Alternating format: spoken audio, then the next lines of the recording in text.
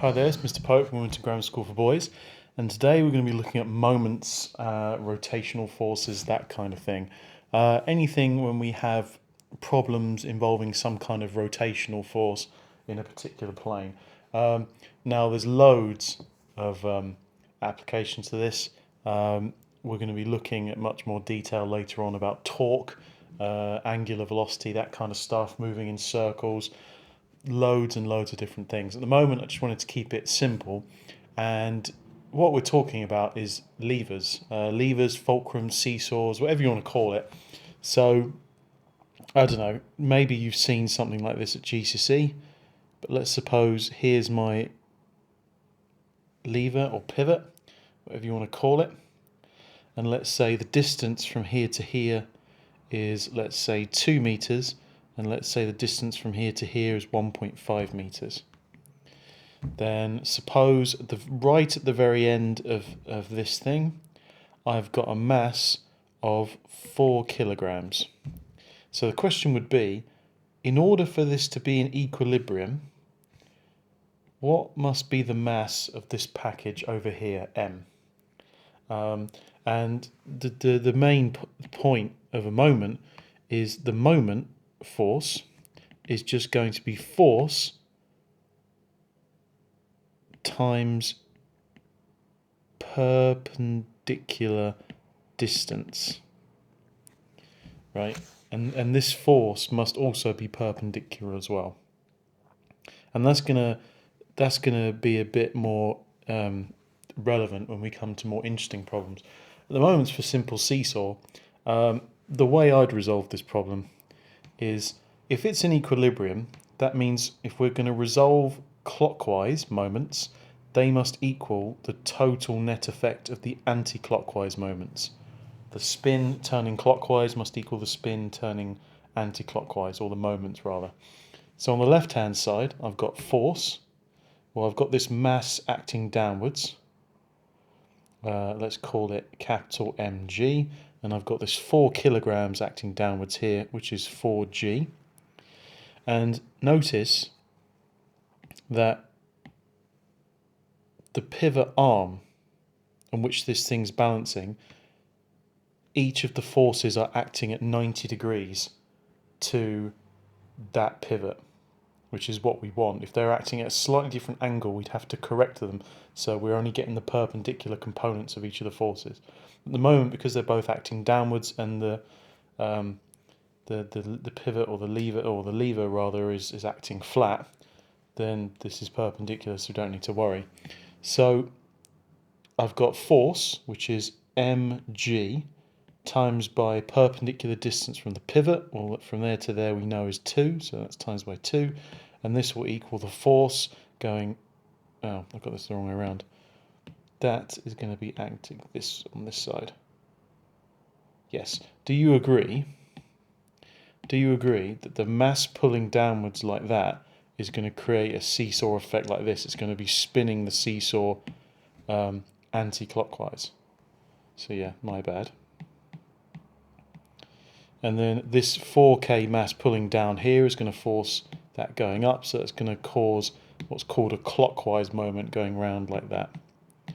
So the 4 kilograms side belongs to the clockwise side, which is force perpendicular, which is 4g, times by the distance away, which is 1.5. Now to solve this, this is quite easy. 4 times 1.5 times g is just 6g, and 2mg is just 2 capital Mg. If I divide by g both sides and divide by 2, I get m is 3. So that m is just 3 kilograms. Okay, really easy, really straightforward. Now, when it comes to more exotic moments, let's have a look. Let's suppose I've got ground and I've got the wall, and I've got a ladder propping up against the wall.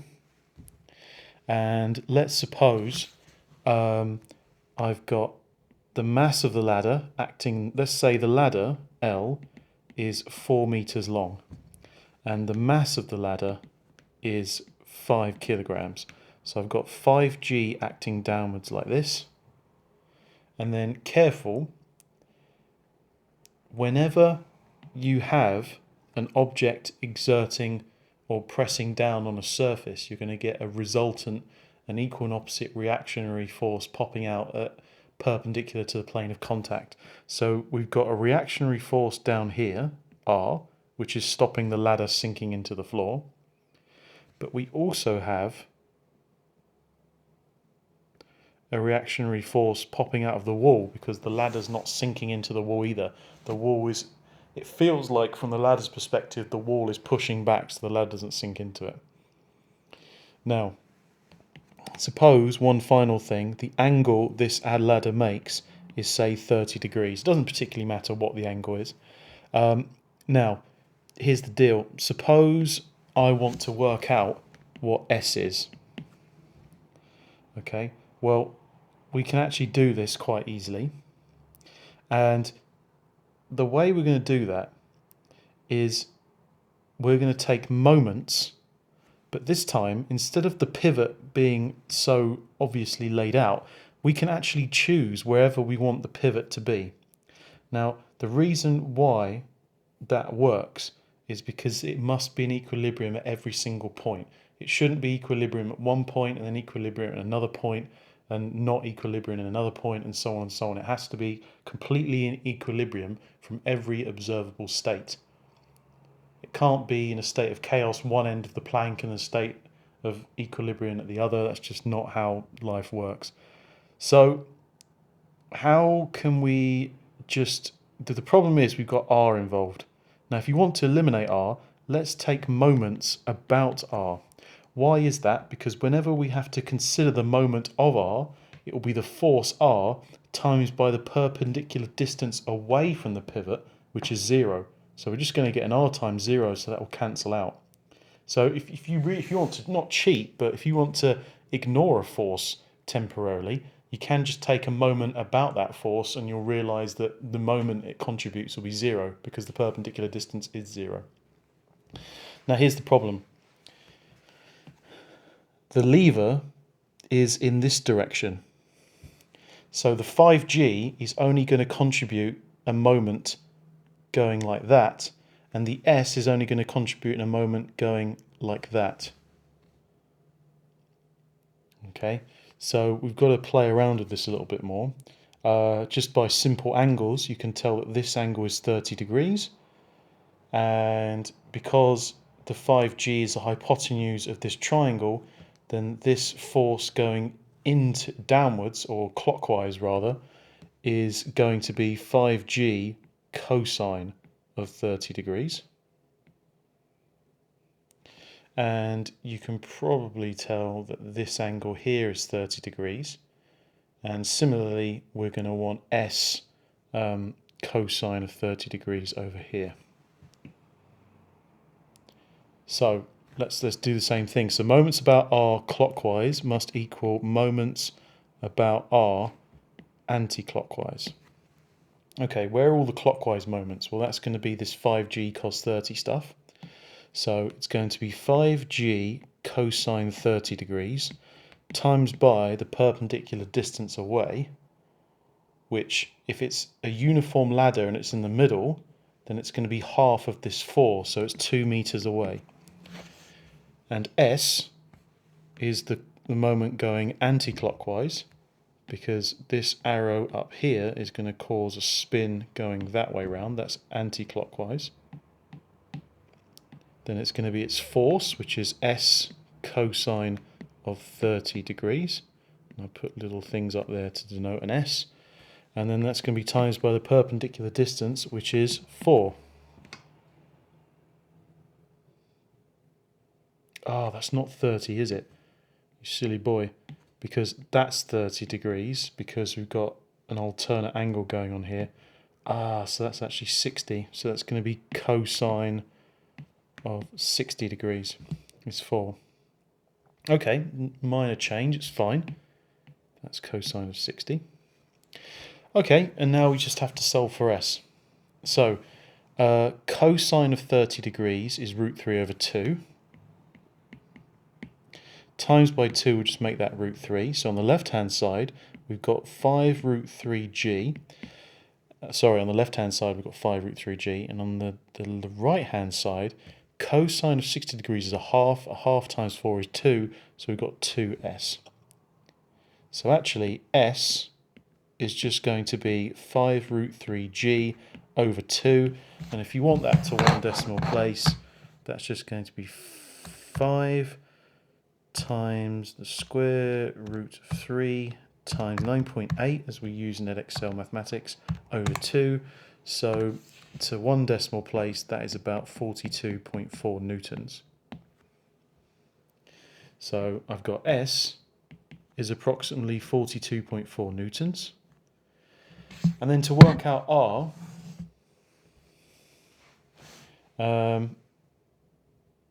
well, what's going to happen here? Well, there's probably going to be some frictional force pushing backwards like that. And the reason for that is because at the moment, if we just resolve vertically, so there's the up and there's the down, and we resolve horizontally, there's the leftwards force, then if there was no rightwards force to counteract that, then we're a bit stuck. Because what will happen is the ladder will be pushed away from the ball, and if I was to do this like that, then the ladder would kind of fall like that. It'd be like that, and because there's no friction on the floor, it would just kind of slide down the wall, poof, like that. Okay, so there's clearly a friction down there. We'll call that FR. To work out R, that's quite easy. We just resolve up and down. So resolving up, that must equal the forces going downwards. So the up force is R, the downwards force is 5G, so R is 5G. And then since FR is mu times the resultant force, the reactionary force, then 5G times mu, which is resolving to the right, must equal all the stuff going to the left, and there's only one force going to the left, and that was S, and that was 5 root 3g all over 2. And if we just make mu the subject, 5 and 5 cancels, g and g cancels. So it looks like we've just got root 3 over 2. So root 3 over 2 is... Oops, my calculator's being silly. Root 3 over 2 is 0.866. So it's fairly rough. Okay, I mean that's pretty much it for moments. You've got to have this idea of rotational forces equaling each other if you're in equilibrium. This idea of tilting as well. If something's on the verge of tilting, then you've got to think you just got to read the question and think very carefully about what's going on. Now I've got 4 examples. 2 of them, I believe, are from the old A-level course, which would still be relevant today in the A-level course. However, they're pretty mundane, pretty tame. And the last 2 questions are from the old Further Maths course, but they now have been relegated to the Mathematics A-level course for the new specification. So all the questions that I'm going through today are for A-level maths. I still think they're good topics for you to be getting on with. And getting this idea of resolving things rotationally is such a good tool. So hopefully this will be a quick one today. So let's go through a few examples nice and slow. Right. A non-uniform plank AB has a length of 6 meters and a mass of 30 kilograms. The plank rests in equilibrium in a horizontal position on supports at the points S and T of the plank, where AS is 0.5 and TB is 2. Right, stop there. Let's do a drawing. So here's my plank. There's my plank. Let's have A at this end, A at that end, B at that end. It's 6 meters long. It rests in equilibrium on a horizontal position, which I've done at the points AS, where S is 0.5. So let's say 0.5 is about here. So there's a support. Let's say that's S. And TB is 2 meters. So that's a bit further over here, like that. So that's the point T. So there to there is 0.5 meters. From T to B is 2 meters. And then a bit of maths, if I've got 2 meters there and half a meter there, then the distance between S and T must be 3.5 meters in order for the total distance to be 6. Now, here's another key point. If it's a non-uniform plank, that means the mass of 30 kilograms is not acting in the middle. We don't know where the center of mass is for this object. So probably part of it is to find out where the center of mass is. Okay, when a block of mass m kilograms, right? So when a block of mass m kilograms is placed at A, so let's say m is there, so we've got mg acting downwards. The plank remains in a horizontal and equilibrium, and the plank is on the point about tilting on S. Okay. When the block is moved to B, right, so let's copy and paste this diagram. It's always good to draw lots of diagrams. When the block has been moved to B, so it's now at B, so it's the same M, so it's going to be acting mg down here. The plank remains in horizontal and in equilibrium, and the plank is on the point of tilting about T. Right, the distance of the centre of mass of the plank from A is d meters, and the block is modelled as a particle, and the plank is modelled as a non-uniform rod. Find the value of d, find the value of m. Okay, what does all this stuff mean? Well, the distance of the centre of mass is from A is d. So if we call this centre of mass here, which we'll call C, I'm just assuming it's between S and T, it might not be, then this distance from here to here is d. That's fine. And similarly, if you want the distance from B, it's just going to be 6 minus d. You can just tell. The block is modelled as a particle. What that means is the centre of mass acts dead on that point at the very end. You don't have to worry about the width of this particle M, of this block M, and how the centre of mass doesn't quite work at the end, anything like that.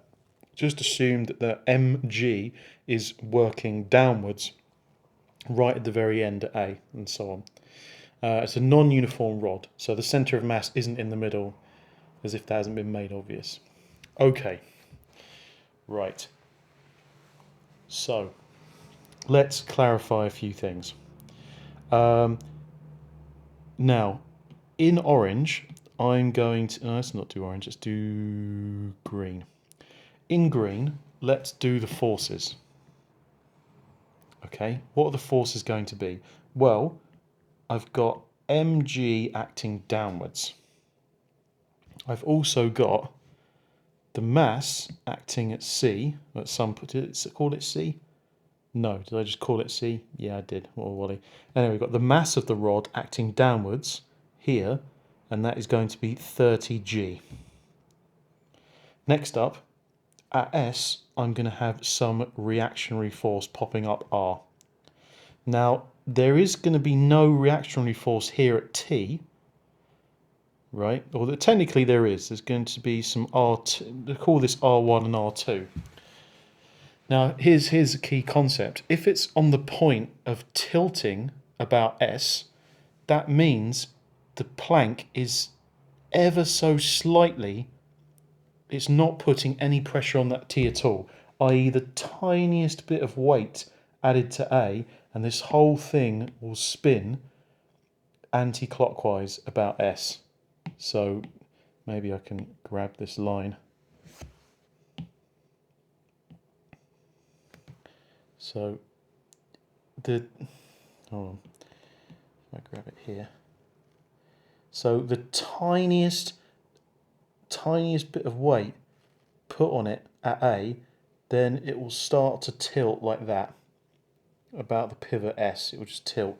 So it will become uneven, it will tilt. It's ever just so slightly resting at T. Okay, I'm hoping that animation helped a little bit. So, okay, let's deal with it then. So R2 is 0 in this example, and you're going to see that R1 is actually going to be 0 here, and the only reactionary force is going to be at T if it's tilting and it's going to be a different, let's call that R2. Might be different, might be the same. Well, in actual fact, it's probably going to be the same, and the reason for that is because if we ignore moments for a second bit, the thing we talked about last time in mechanics is all of the forces, if it's an equilibrium, must counteract each other.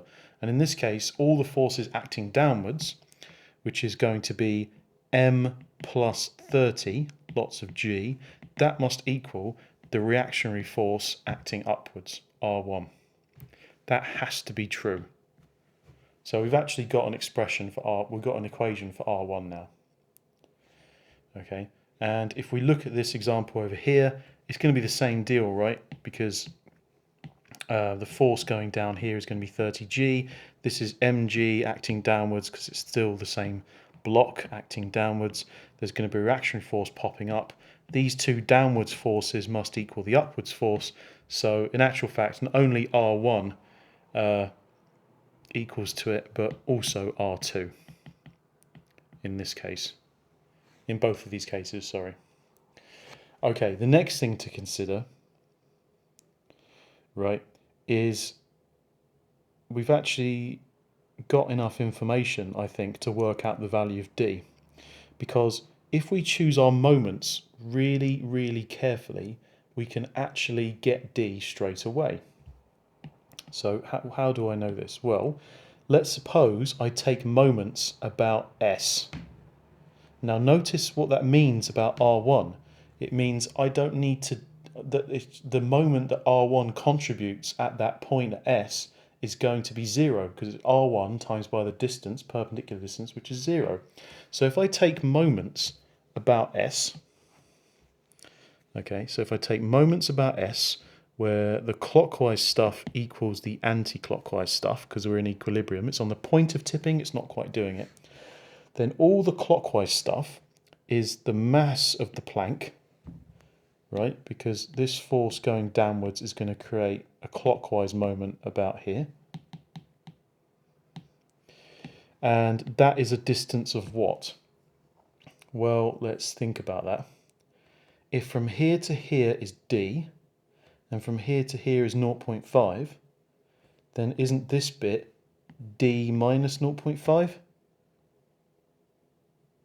Pretty sure it is. Hold on. Oh, pardon me. So the distance away from S is D minus 0.5. Now the anti-clockwise moment. The anti-clockwise moment is just going to be the mass mg times by the distance away, which is just 0.5. Okay, well that's fine.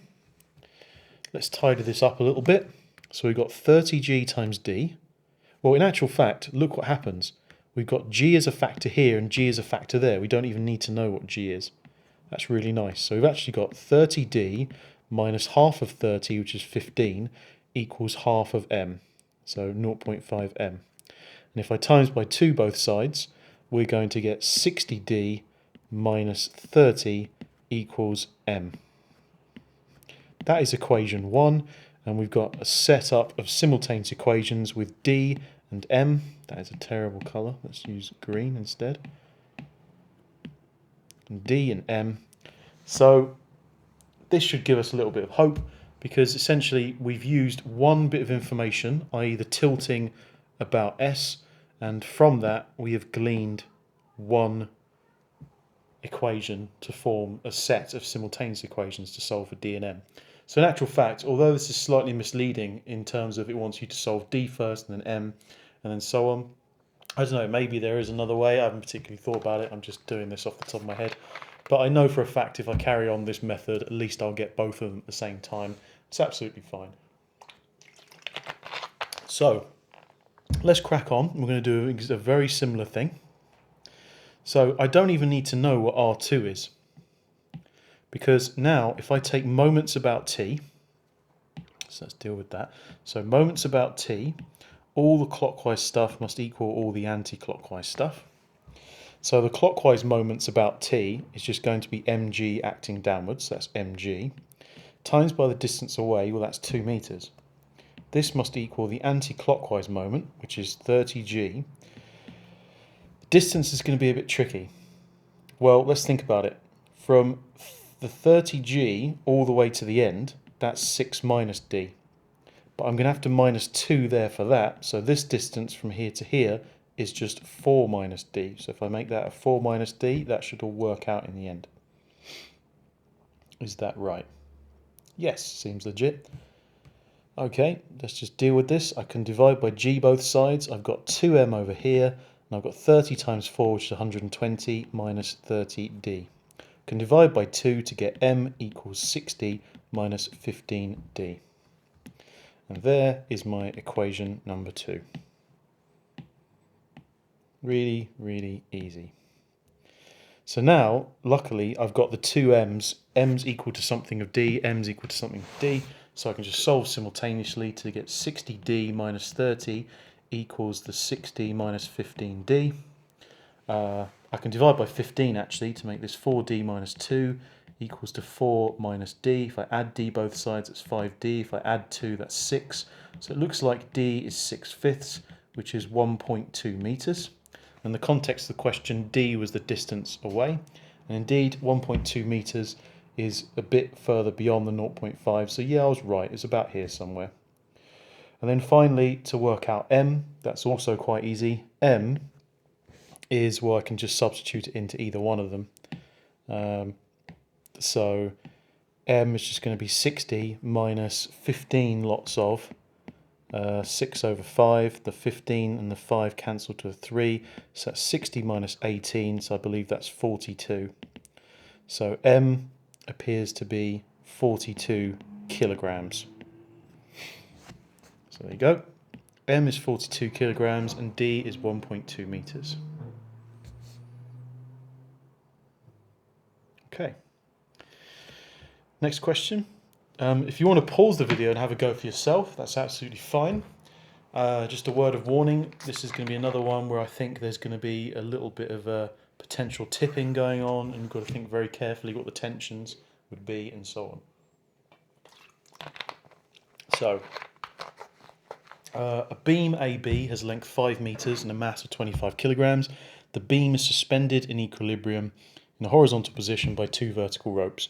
One rope is attached to the beam at A, yep, and the other rope is attached to the point at C on the beam, where CB is 0.5. Okay, so just a little annotation.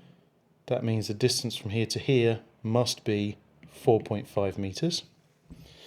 A particle P of mass 60 kilograms is attached to the beam at B.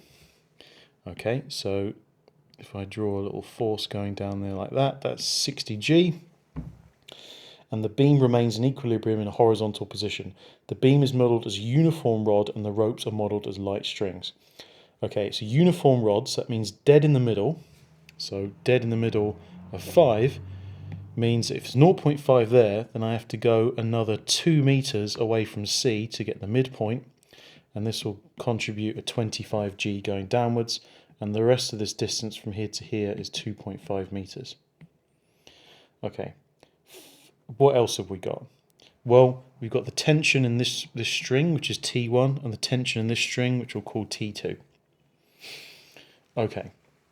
Now, the beam is modelled as a uniform rod, so we've used that information to the extent of that we've got the mass of the rod acts in the middle of it, and the ropes are modelled as light strings, i.e. the strings are light in terms of they don't actually contribute to the weight of the problem, and we're just going to assume that strings don't stretch. They're not like springs or anything like that, or they can't be compressed or extended. They're just full tension as they are. Okay, now, if this is in equilibrium, then a couple of things are going to go on. Why can we not just resolve forces? Well, if we did resolve forces, then all the upwards forces must equal the downwards forces, and the two upwards forces are T1 plus T2, and all the downwards forces are 25G plus 60G, which I believe is 85G. So actually, that doesn't really tell us much, and it's kind of what we'd expect, i.e. the total mass pulling down by the bar must be counteracted by the tension in the strings, which we could have deduced anyway. Unfortunately, we can't actually separate T1 and T2, but what we can do is we can take moments. Now, to eliminate stuff, we're actually going to take moments at various places. So, what can we do? Well, to find T1, we need to eliminate T2. So really, we need to take a moment about T2 so that its perpendicular distance is 0, so the contribution moment of T2 is 0. So all the clockwise moments must equal all the anti-clockwise moments. And it looks like the clockwise moments, there's two forces that contribute. There's this T1 going upwards, because that will create a clockwise drive, and this mg going downwards will create a clockwise drive as well. So be very careful you get the perpendicular distances bit right. So let's do the 60g bit first, times by the perpendicular distance, well away from T2, that's just 0.5, plus, and then the T1, well, it's right at the other end of this 5 meter bar, so it's 4.5 meters away. Remember, there's that 0.5 already. And now all the anti-clockwise stuff, well, that's just going to be 25g acting downwards. That's going to create an anti-clockwise moment. So we're going to have 25g times by the distance of that away, which is just 2 meters. And now we can solve quite nicely for T1. 0.5 times 60g is 30g, plus 4.5 times T1 equals 25 times 2, which is 50g. If I minus that to the other side, then 4.5 T1 equals 20g. 4.5 is 9 over 2, it's 20g, so T1 equals 40 over 9 lots of g. I'm quite happy to leave it like that. I'll leave it. Okay, the tension in the rope to the beam attached to A, well that's easy, that's 40 over 9 lots of g. If I want to give a numerical value of that to 1 decimal place or 2 sig figs or whatever the exam board wants, I will. But to be honest, I don't think it's particularly necessary. This is 43.6 newtons to 1 decimal place, but 40 over 9g seems legit. Now if I want to find T2, I'll do a similar process. I want to take moments about T1. So moments about T1, all the clockwise stuff must equal all the anti-clockwise stuff. So what are all the clockwise moments? Well, that's going to be 25g acting downwards. Actually, no. Do I even need to do this? I don't. Shall I tell you why? Because let's use the information we used already. I know that the sum of these moments must be 85g. Well, all I need to do now is just do 85g minus 40 over 9g, and that's how many, and that's how large T2 is. So 85 minus 40 over 9 is 725 over 9, not g, over 9g.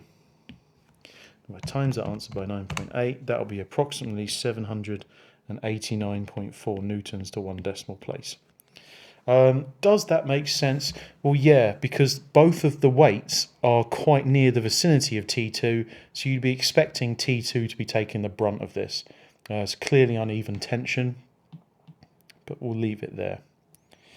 Okay, particle P is removed, okay, and replaced by a particle Q of mass m kilograms at B. Given the beam remains in equilibrium in a horizontal position, find the greatest possible value of m and the greatest possible tension attached to the beam at C. Right. Okay, right. Let's do. What does that mean? Well, if I call this Q, at the moment it's in equilibrium. Okay, but could I increase Q? What would happen? Well, if I kept increasing Q, say that's the plank, right, what would happen? If I kept increasing Q, it would tilt about T2 like this, wouldn't it? And what would happen is the tension in T1 would disappear, wouldn't it? So what I want to do is the greatest value of Q is when T1 equals to 0. Okay, so same deal. We've got the total forces going up must equal the total forces going down. The total forces up must be T2, which by the way must be the greatest tension in T2 as well. Right, because at that point when T1 is 0, all of the weight of the thing is being held by T2. And it can't be any bigger than that, because if you did, then the whole thing would tilt, and that's coming from increasing Q. That's the only parameter that you can change. So T2 must equal capital M lots of G plus 25 lots of G, or T2 equals M plus 25 lots of G. Okay, so if we know what M is, we can just substitute in for T2 and everything's fine. Okay. Right. What can we do? Well, there's a couple of things we could do. We could take moments again. In actual fact, shall we do that? Okay, let's take moments about T2 this time. Now, if we're taking moments about T2, look what happens. There's only going to be one force going clockwise, or moment going clockwise, and that's going to be the mass, capital mg, times by the distance away, which is 0.5. And that must equal the moment going anti-clockwise, which is the 25g acting at 2 meters away. We don't have to consider T1 at all because it's 0. That's the whole point of it. So why did I put a little m for meters? That's silly. So mg is 0.5. So mg over 2 is 25g times 2, which is 50g. So if I divide by the g's and times by 2, I get the mass is 100. So I can put a mass of 100 kilograms at the end there, and it will be just on the point of tipping.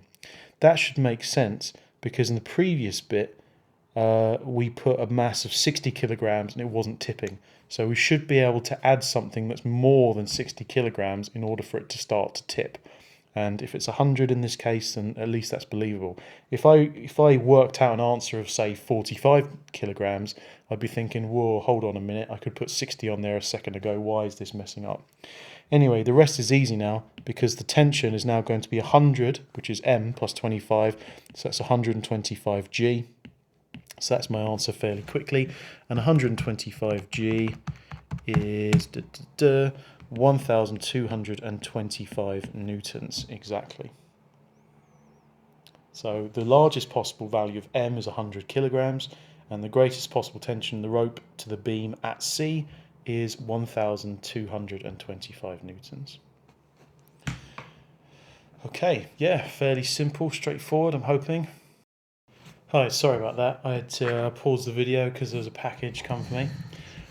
Right, let's move on then, shall we? So, okay. A uniform rod AB of mass 5 kilograms and length 8 meters has its end B resting on a rough horizontal ground.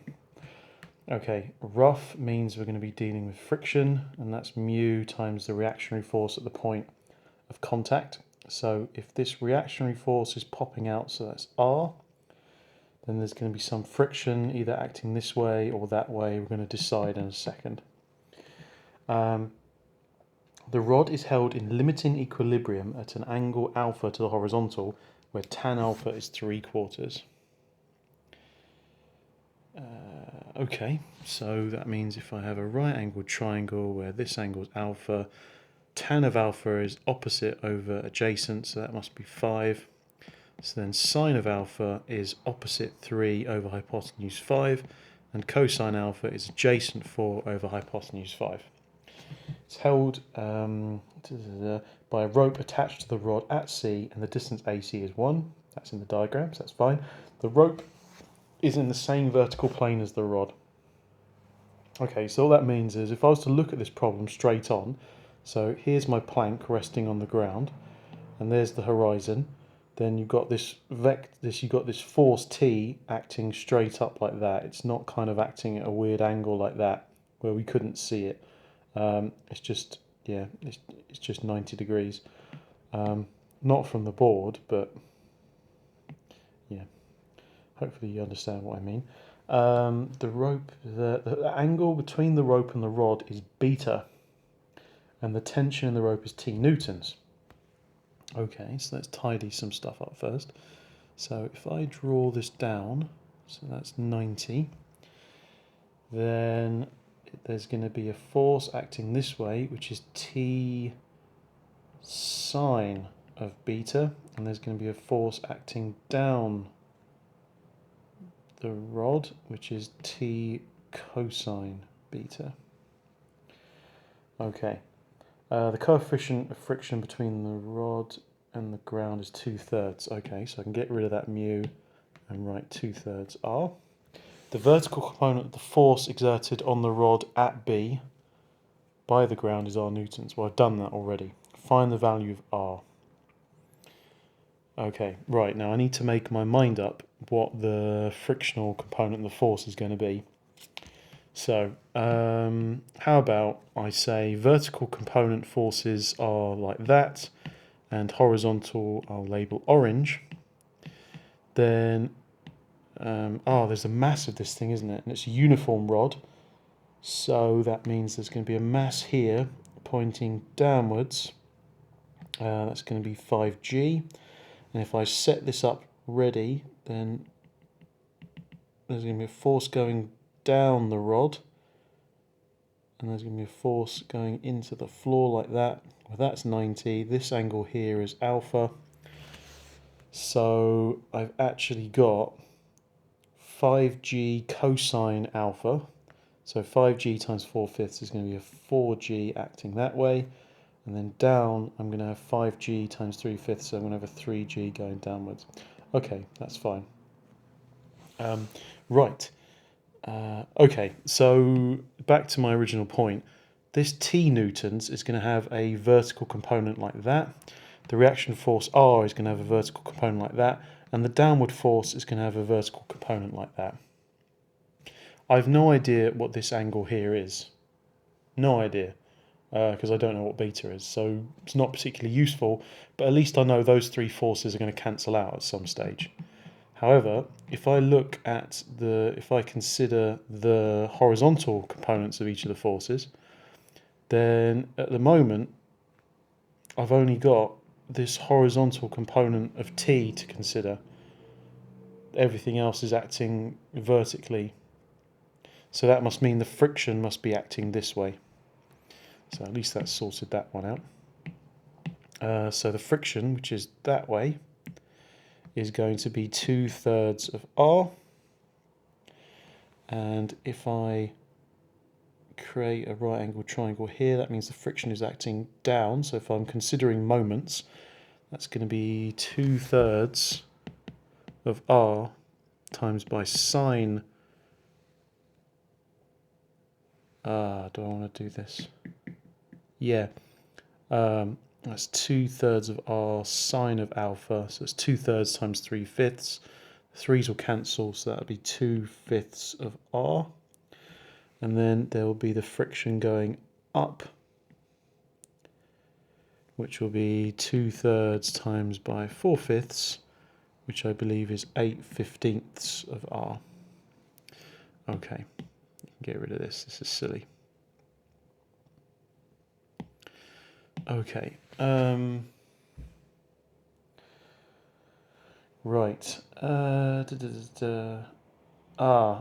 want to find the value of R, so I'm going to be needing to take moments about T because I want to eliminate T first. So I'm going to need to tidy out R first.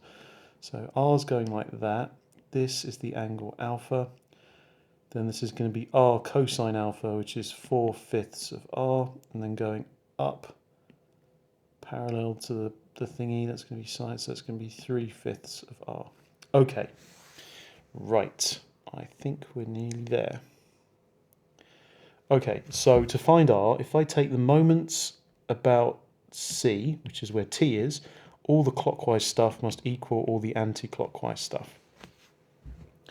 Okay, so where are we? Well, all the clockwise stuff is going to be, it's going to be this force going down like that, it's going to be the 2/5 of R going like that, and that's the clockwise, and then going the anti-clockwise, it's just this 4/5 R popping up like that. Okay, so this shouldn't actually be too bad. So if this is in the middle, and that's 1 meter, then from here to here is 3 meters. So it's going to be 4G times 3 plus, and then I've got 2/5 of R, and then that friction is acting right at the end, so that's going to be times by 7. Yep, 2/5 R. Yep, so that force going downwards, perpendicular force times distance. Yep. So I've got perpendicular force times distance equals, and then perpendicular force, which will be 4/5 of R times by perpendicular distance, which is 7. Right. So what we got? 4G times 3, so that's 12G. 2/5 times 7 is 14/5. If I minus the 2/5 over, though, I'm going to have 2/5 of R times by 7 over here. So it's going to be 14 over 5R equals to 12G. So that actually becomes 60G over 14 equals R, which is the same as 30G over 7. And 30G over 7, 30 times 7 times 9.8. We're looking at 42 newtons. Okay, so my value of R is 30G over 7, 42 newtons, which seems right. Now I want to find the size of angle beta. Okay. Right, multiple things we're going to be doing here. Let's take moments about a different point. Okay. Let's say, for part B, let's take moments about B. And the reason we'll do that is because we'll eliminate this whole mess around here, and we're just left with the middle bits.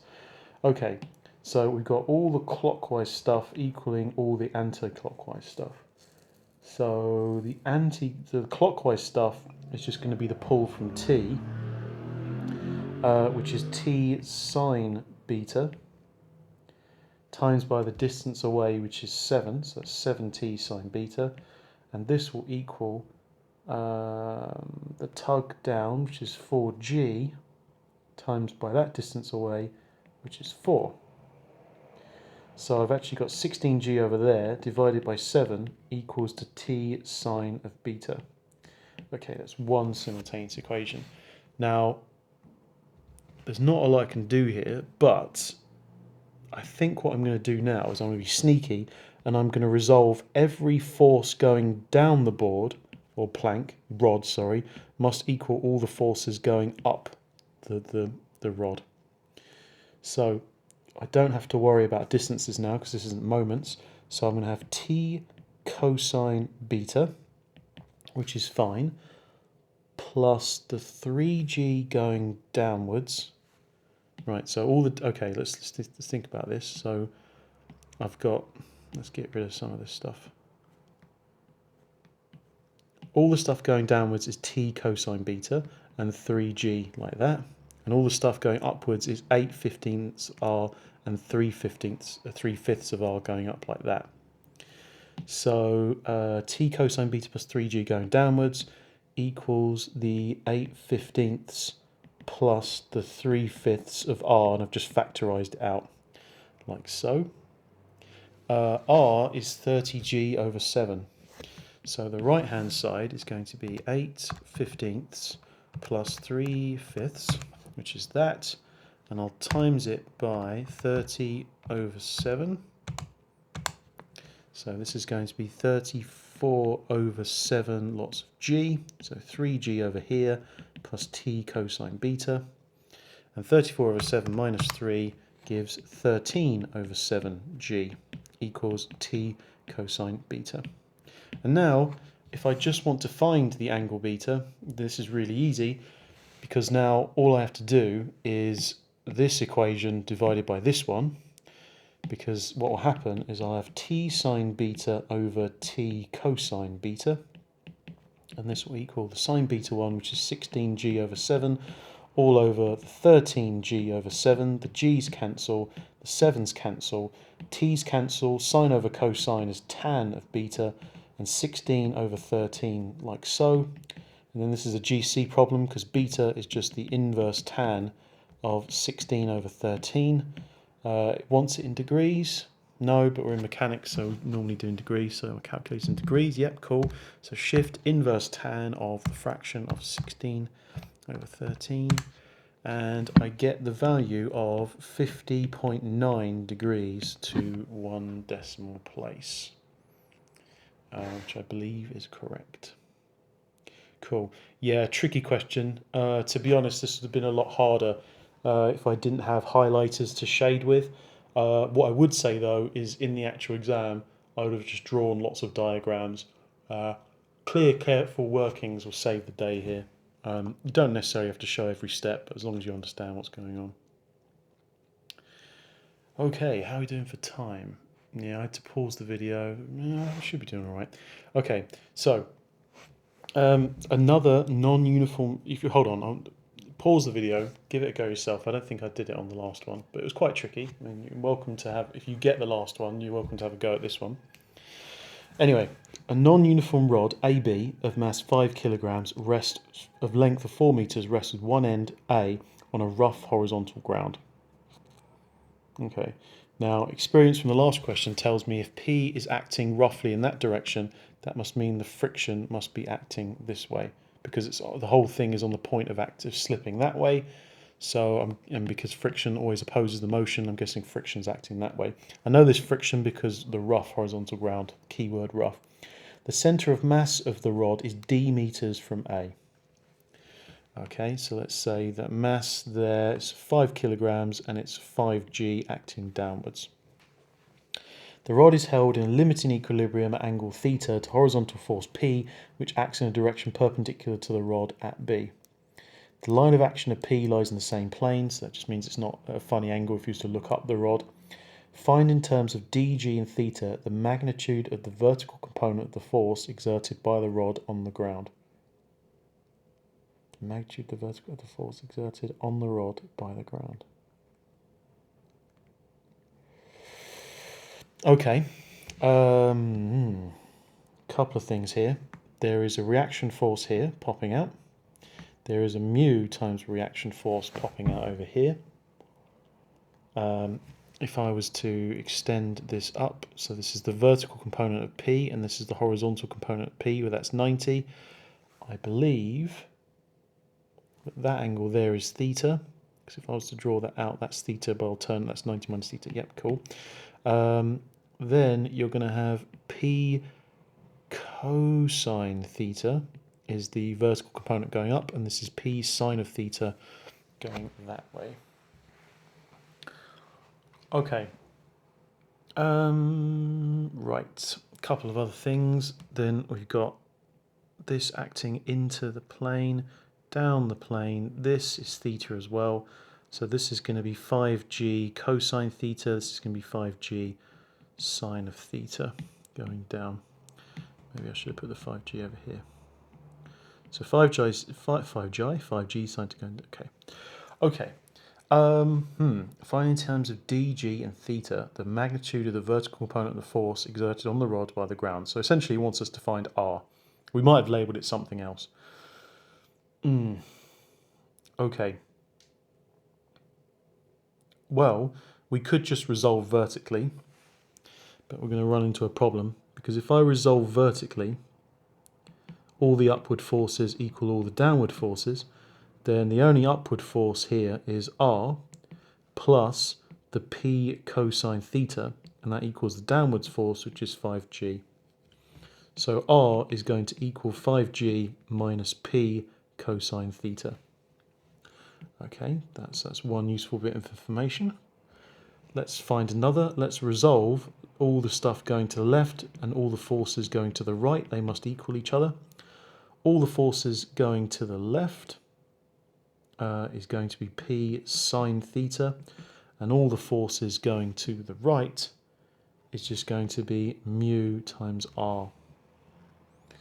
Okay, not particularly helpful.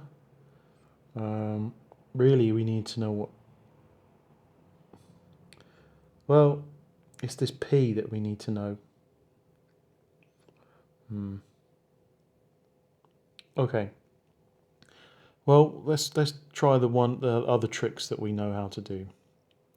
So how about we resolve moments. So let's do moments about the point A. So eliminate R entirely. So all the clockwise stuff must equal the anti-clockwise stuff. So all the anti-clockwise moments, that's going to be the mass component, which is going to be 5g cosine theta times by the distance away from A, which is d. That's what it's defined to be. And that must equal the anti-clockwise stuff, which is going to be p times by the distance away, which is 4. So 4p equals 5g cosine theta d. Actually, that's quite tidy, because then that means p equals 5/4 of g times by d times by cosine theta. Now that's incredibly nice, because I think I can substitute that back up there. So now I will get it entirely, I will get r all entirely in terms of d's, g's and thetas, which I think I was supposed to do. So r is going to be 5g minus p, which is 5d over 4g cosine theta, times by cos theta again. So that's going to be a cos squared theta there. Right. Okay, so can we take a factor of 5g out? Yes, we can. So this is 5g lots of 1 minus, and then this is d over 4 cosine squared theta.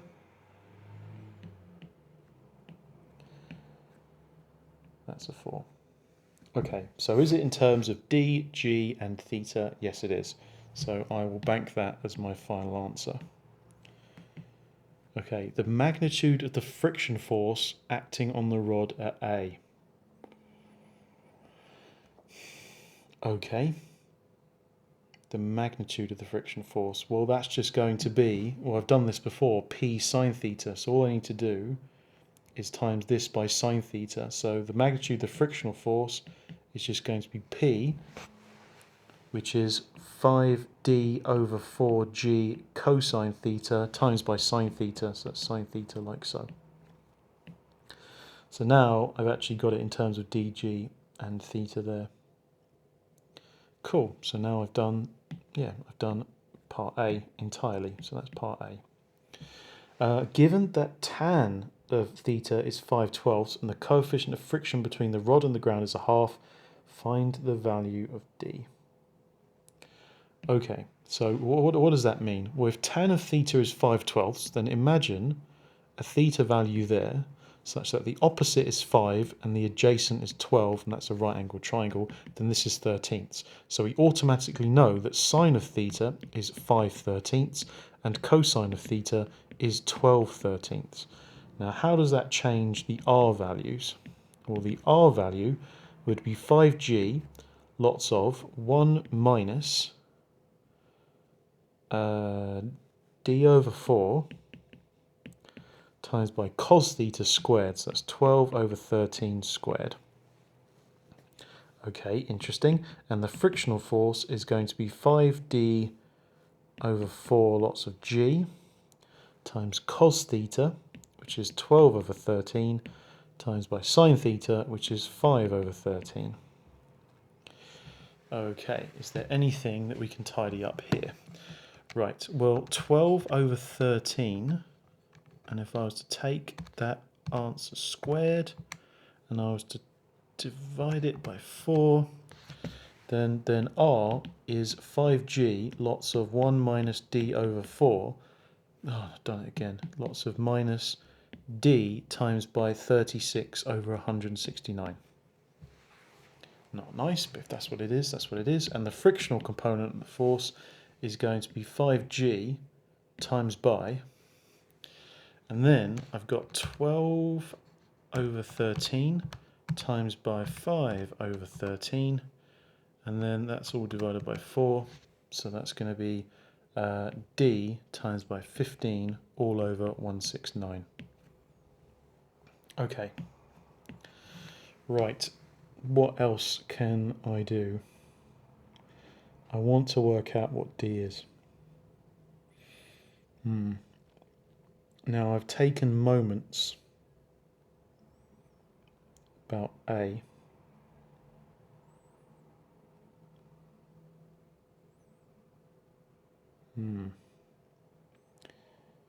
Do I know what R is?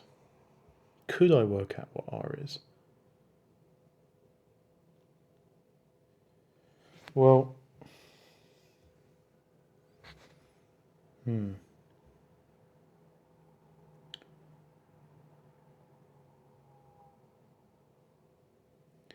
Okay, so I've resolved vertically and horizontally. So doing that again isn't going to yield any new information. I've resolved moments about A. To be honest, I think it's time that I resolve moments about B now and eliminate this unknown, which is P. So I think that's probably going to be the smart move. If I resolve moments about B, so all the anti-clockwise stuff equals all the clockwise, no, sorry, all the clockwise stuff equals the anti-clockwise. It doesn't particularly matter as long as you get them all on one side. Then we can essentially ignore all this stuff. And now very carefully, if the length is 4 meters, then from here to here is D, so then from here to here is 4 minus D. So I've got 5G, no, wait a minute. Right, okay.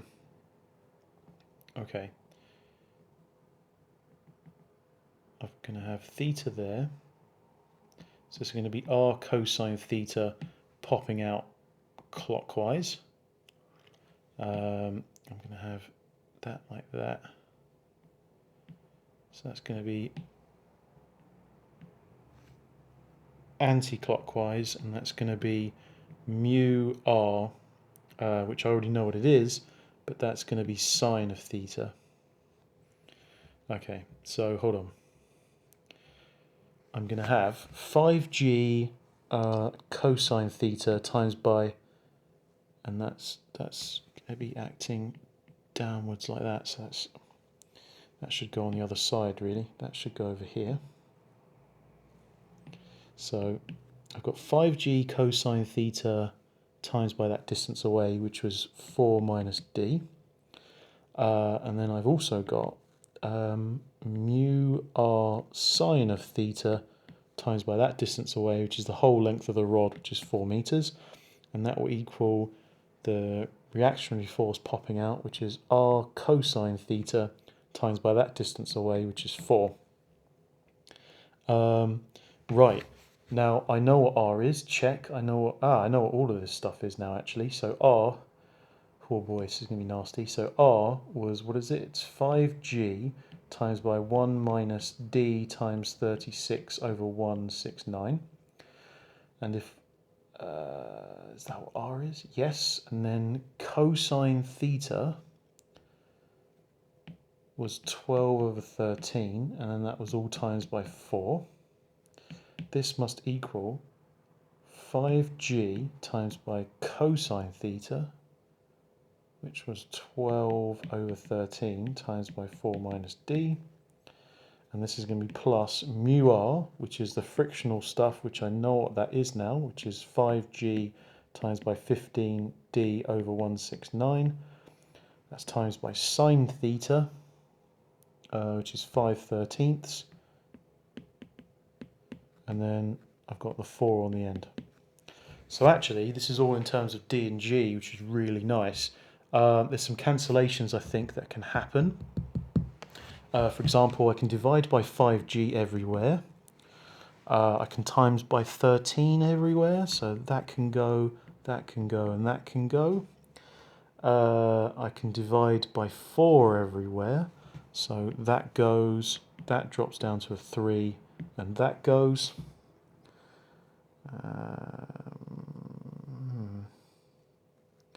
No, I don't think there's a lot else I can do. So I'm actually going to have 12 minus... oh god, what's 36 over 169, and then times that by 12. Oh dear, so that's 432 over 169d. Yes, that's that term done. And then I've got 3 times 4, which is 12 minus 3d, plus 15d times 5. So 15d times 5 over 169. So that's going to be 75 over 169d. 69d. Okay, so that minus 3 means, oh my god, they're the same. They are the same. Well, at least they're consistent, right? I've got 12 minus 432 over 169d equals 12 minus 432 over 169d over here. Okay, that has not been particularly useful. Okay, so moments about B is not going to work particularly. Okay, so that was a bit of a dead end. So we can scrub that.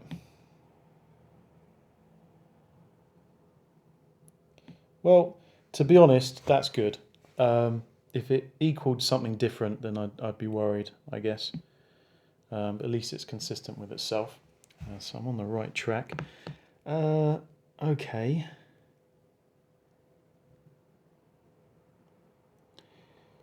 Find the value of D.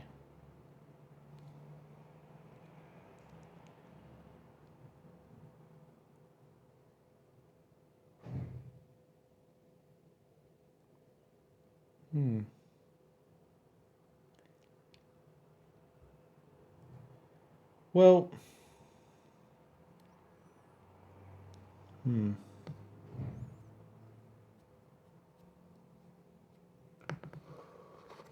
well, let's play around with it a little bit. I know that FR equals some mu lots of R.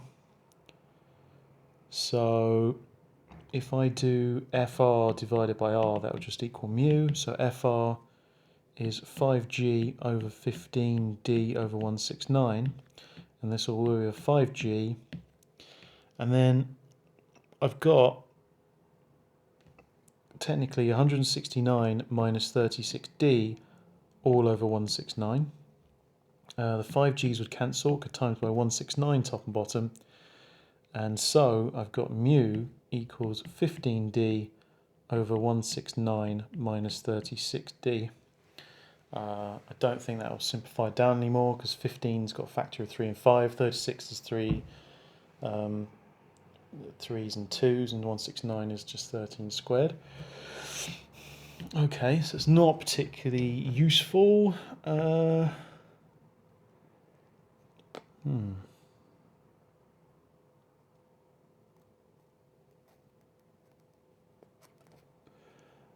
In all fairness, are we missing out what we could do with P?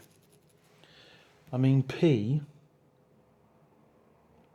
now that I know that tan of theta is 5/12, sine is 5/13, so 5/13 of P equals mu R, and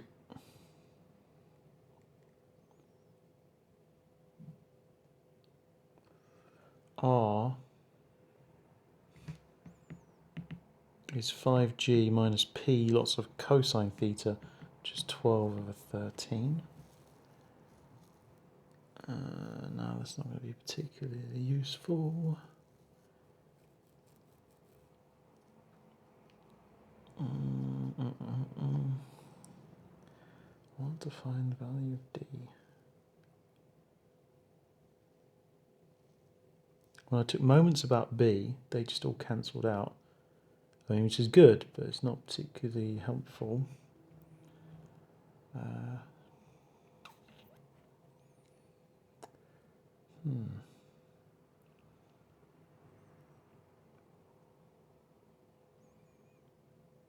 What else could I have done?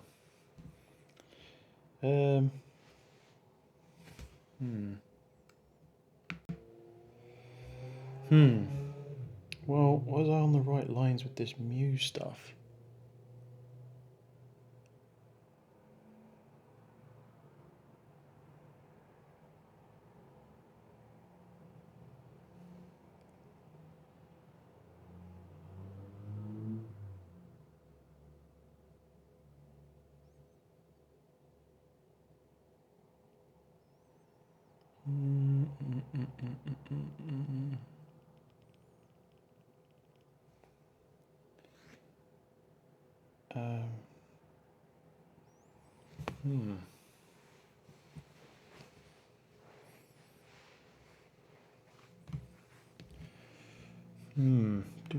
Do.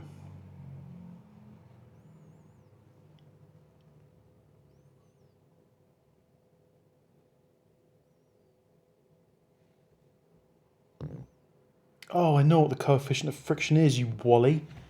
The coefficient of friction is 1/2. Oh dear, I'd had it all. Oh man, really? So this is a half. Wow. Okay. So I'm such a spoon. Times that over, so that's 30D. Times that over, so that's 169 minus 36D. If I add it to both sides, then 66D equals 169. So D equals 169 over 66. Yeah. Oh, I'm such a wombat. Such a wombat. Can't believe it was there all this time. Yeah, as a side note, mechanics is hard. I wouldn't say that there's just lots of things to trip you up. You've got to read the question carefully. Conceptually, it's not difficult to understand. It's just hard to keep a track of. And there's so many things to consider. And it just gets harder and harder and harder. Yeah, no, I saw it in the end, but yeah, quite tricky. But yeah, I've left a load of stuff for you guys to do. Take your time over it. There's no rush to get through it. But essentially, moments are perpendicular force times by perpendicular distance. So yeah, just do what you can with them, really. So yeah, I hope you enjoyed that, and see you later.